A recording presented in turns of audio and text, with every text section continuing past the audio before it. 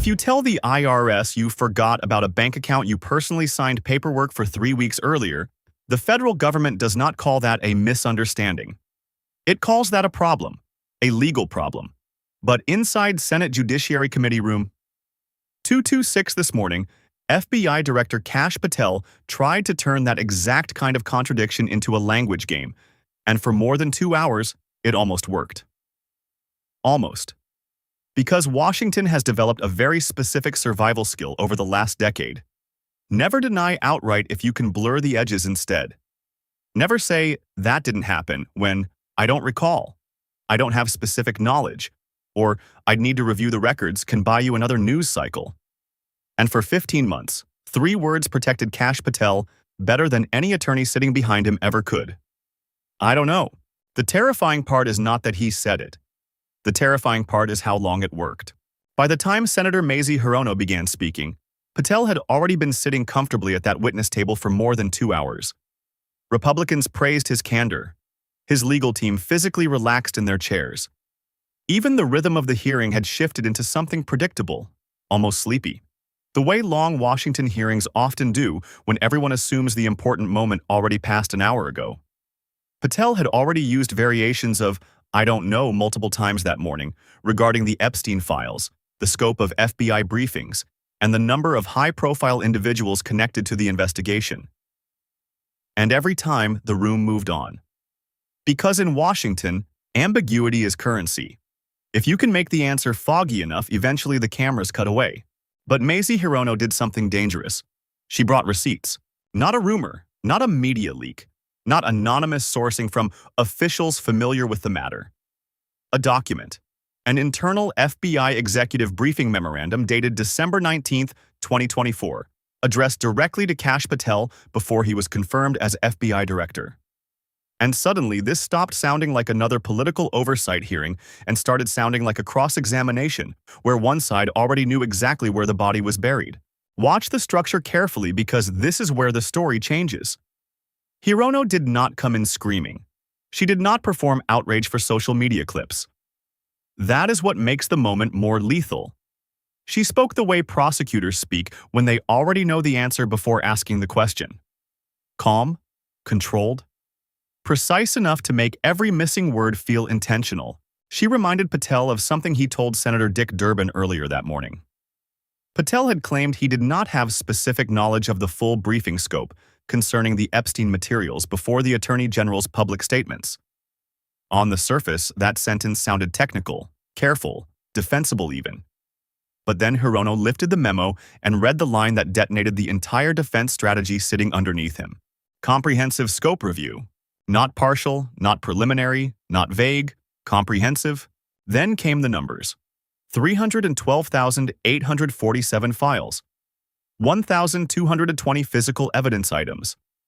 Hundreds of witness recordings. 94 named individuals. 31 classified internally as high profile. And at the bottom of that briefing, one line mattered more than every other page combined. Confirmed receipt. December 22nd, 2024. That is the moment the room changed. Because now the issue was no longer Jeffrey Epstein. It was no longer even the FBI. The issue became far more dangerous. What happens when a sworn government official tells Congress he lacks knowledge that a signed FBI memo proves he already possessed? And this is where Kash Patel made the mistake that turns political damage into legal exposure. He tried to hide inside terminology after the document already destroyed the terminology. The second Hirono finished reading the memo, Patel's body language changed before his words did. His right hand moved toward the edge of the table. One attorney leaned forward immediately. Another stopped writing altogether and simply watched him, which is usually what lawyers do when they realize the conversation has entered territory they cannot fully control anymore. Because there is a massive difference between saying, I cannot discuss classified details publicly, and saying, I don't know. One is secrecy, the other is claimed absence of knowledge. And Hirono understood that distinction better than anyone in the room. Patel attempted the classic Washington pivot. He argued that transition briefings received before confirmation were somehow distinct from the operational knowledge he possessed later as FBI director. Listen carefully to how slippery that defense actually is. Imagine a pilot receiving a detailed maintenance warning before boarding a plane, signing acknowledgement that he received it, then later claiming he lacked operational awareness of the problem because the flight had not officially departed yet. Nobody would tolerate that explanation in the real world. No airline, no court, no insurance company. But in Washington, language is often treated like a smoke machine. If enough fog fills the room, people stop asking where the fire started. Hirono refused to let him disappear into that fog. And this is the part viewers need to understand because the hearing became prosecutorial in structure at this exact moment. Hirono stopped arguing emotionally and started building evidentiary pressure. She pointed directly to the wording inside the memo. Confirmed receipt. Not delivered, not sent. Confirmed receipt. That phrase matters because it establishes awareness. It establishes possession. It establishes acknowledgement. In legal environments, those distinctions are everything. A person cannot claim ignorance of a briefing they personally confirmed receiving unless they are now arguing they signed national security documents without reading them, which creates a completely different problem no FBI director wants to explain under oath. Then Hirono delivered the line that quietly cornered him. You had specific knowledge of the full briefing scope 32 days before you were confirmed as director. Not may have. Not possibly. Had. Notice what Patel still never said after that. He never said the memo was fake. He never claimed the numbers were inaccurate. He never denied receiving the briefing. He never disputed the signature. That silence matters more than half the testimony spoken in Washington all year. Because once the document became real, the entire argument shifted from whether the information existed to why Patel repeatedly acted as if it did not. And suddenly, every previous hearing started looking different. Every, I don't know. Every, I don't have the specific number. Every carefully blurred answer about Epstein materials, high-profile names, and briefing scope now had to be reinterpreted through the existence of that memo dated December 19, 2024. This is why the hearing became dangerous beyond politics. Ordinary Americans watching this understand instinctively that there are two justice systems people fear most. One where the law is abused, and one where the law becomes flexible depending on who is speaking. Because millions of people listening to this exchange know exactly what would happen if they sat across from federal investigators and tried the same maneuver. I don't recall stop sounding clever the moment prosecutors produce a signed document with your name on it. And Hirono knew something else, too. She knew the real pressure point was not the memo itself. It was the timeline. Because timelines kill spin. Timelines do not care about partisan loyalty, cable news narratives, or social media defenses. Dates either line up or they do not. Patel's September testimony existed. The December memo existed. The confirmed receipt signature existed. Put together, they created something brutally simple. Documented knowledge before documented denial. And then came the moment that changed the temperature of the entire room. Not because somebody shouted. Not because a senator pounded the desk. The room changed because Mazie Hirono asked a question so surgically narrow that Kash Patel could no longer escape into abstraction. She asked him how many high-profile individuals were named in the Epstein files currently held by the FBI. Simple question, clean question, and most importantly, a question tied directly to the memo already sitting in front of him. Patel froze for half a second before retreating into another, carefully manufactured fog bank. He claimed he could not provide a specific count in an open setting because the materials were classified. But that answer created a devastating new problem instantly. Because moments earlier, Patel had implied he lacked specific knowledge. Now suddenly he was not saying he lacked knowledge. He was saying he could not disclose it publicly. Those are completely different positions. And Hirono pounced on the contradiction immediately. Calmly, coldly. Like somebody tightening a wire one click at a time. That is a different answer from, I don't know. That line hit the room harder than any yelling ever could because everyone understood exactly what had just happened. Patel had accidentally admitted awareness while trying to avoid confirming awareness. The escape hatch collapsed under his own weight. And from that point forward, the hearing stopped being about interpretation and started becoming about credibility under oath. Then, Hirono reached back even further into the timeline and brought up Patel's September 17th testimony before the Senate Intelligence Committee. This is where the structure became devastating because she was no longer working with isolated statements. She was stacking transcripts against memos, against signatures, against prior testimony, until the contradictions formed a complete wall around him. She quoted Patel directly.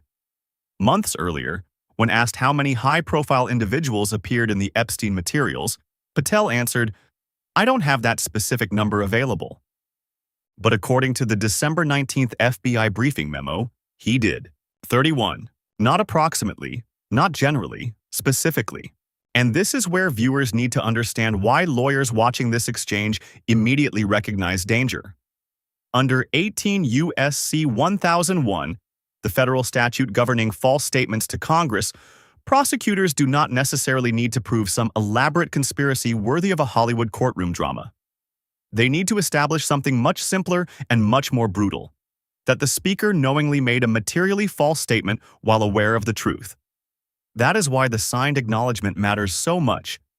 It transforms the argument from "did he know" into "how many times did he pretend not to know?"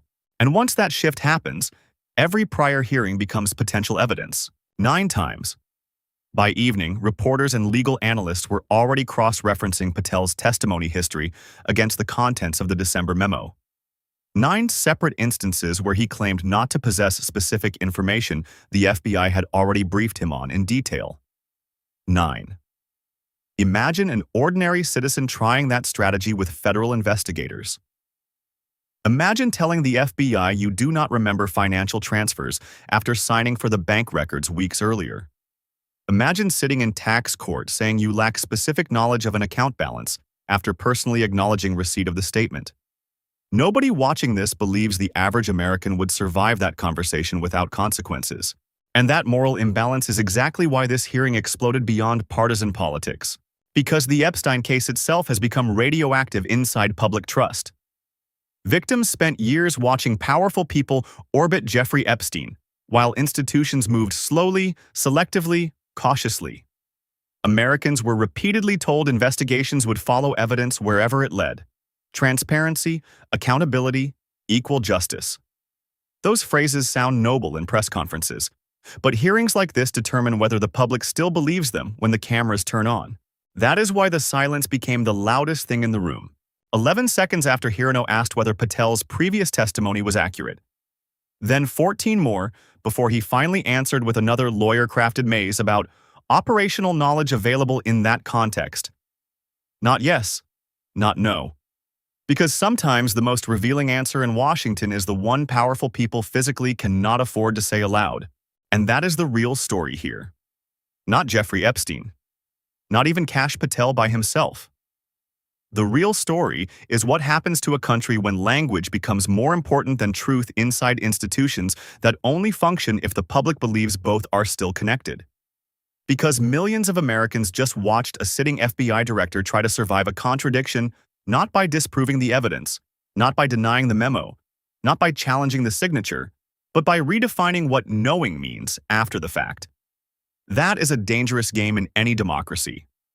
Once powerful officials can retroactively narrow the definition of knowledge every time documented evidence appears, oversight stops being oversight.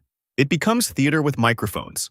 And look carefully at the moral contrast sitting underneath this hearing, because it is impossible to ignore once you see it. The average citizen is expected to remember everything when federal agencies come knocking. Miss a date on a tax filing? Penalty. Forget a transfer on a financial disclosure. Investigation. Misstate a figure on a loan document you already signed? Prosecutors will argue the signature itself proves awareness. Ordinary people do not get to hide behind semantic escape routes about operational context. They do not get 14 seconds of silence while attorneys draft philosophical definitions of memory in real time. But inside Washington, apparently the rules become elastic the closer someone gets to power. That is why Hirono's final move mattered so much. She did not declare Patel guilty. She did something far more strategic. She entered the memo into the congressional record and formally requested referral to the DOJ Inspector General for evaluation under 18 U.S.C. 1001. That detail matters because referrals create institutional gravity. Once documents, timelines, testimony, and signatures enter a formal review structure, the story stops belonging entirely to politicians or cable news panels. It enters process, slow, bureaucratic, dangerous process. And process is exactly what Patel spent 15 months trying to avoid. Think about how fragile his defense actually became once the memo surfaced. For 4 committees, I don't know, functioned like a shield, because nobody could prove direct knowledge in a documented form tied personally to him. The second that signed acknowledgement appeared, the shield shattered. Suddenly, every old transcript became evidence waiting to be reread through a new lens. Every careful non-answer became suspicious. Every missing detail became intentional rather than accidental. That is why the hearing felt so explosive even without raised voices. Americans were not watching a dramatic TV confrontation. They were watching a narrative collapse in real time. And maybe the most unsettling part is how ordinary the collapse looked. No FBI raid, no handcuffs, no cinematic confession. Just one senator quietly placing a piece of paper on a desk and forcing a very simple question into the center of the room. If a signed briefing memo does not count as knowledge anymore, then what does? Because that question reaches far beyond Kash Patel, far beyond Epstein, far beyond one hearing inside the Senate Judiciary Committee. It reaches directly into the core promise every democratic institution depends on, that facts still matter more than positioning. That testimony still means something under oath, and that public officials cannot endlessly blur reality until accountability itself becomes impossible to define. And if that line finally disappears, if Americans begin believing that the law only applies cleanly to people without power while everyone else negotiates definitions afterward, then what exactly remains of institutional trust besides performance? That is the question left hanging in Senate Room 226 after the cameras shut off. And it is a question nobody in Washington should be comfortable hearing. If you watched this far, hit like, subscribe to the channel, and tell me in the comments. Do you believe Kash Patel's answers reflected confusion or calculated language designed to survive under oath? Share this video with someone following the Epstein investigation, because the most important part of this hearing was not what was shouted publicly. It was what could no longer be hidden once the paperwork appeared.